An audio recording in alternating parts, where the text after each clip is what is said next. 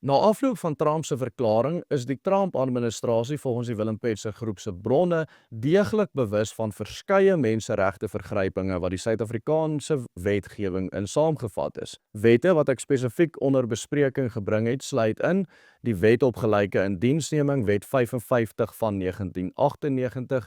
Hierdie wet is baie ironies genoem omdat dit, soos die Trump-administrasie ook van mening is, die teenoorgestelde bewerkstellig as wat die wet se naam aandui.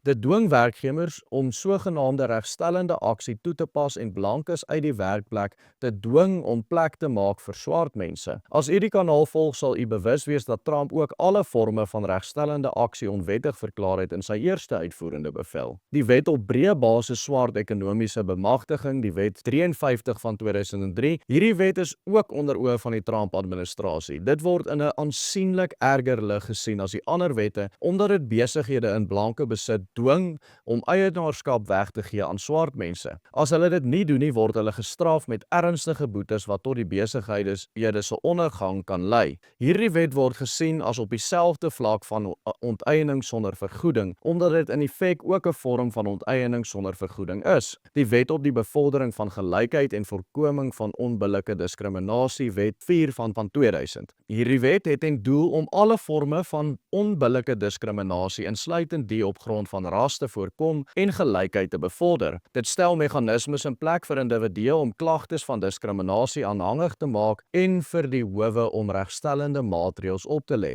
Hierdie wet is volgens die Trump-administrasie 'n slaanstok wat gebruik kan word om blankes te benadeel sonder enige werklike skuldbevinding aan enige misdaad. Dan laastens die wysigingswet op basiese onderwyswette, oftewel BELA, soos ons almal ken, van 2025. Op hierdie wet hoef ons nie veel te sê nie, omdat dit reeds so breedvoerig op hierdie kanaal beskryf en bespreek is. Maar ons het bevestig dat die Trump-administrasie bewus is daarvan en van die ernstige menseregte vergrypinge wat dit spesifiek teenoor Afrikaanse kinders se reg tot onderwys het.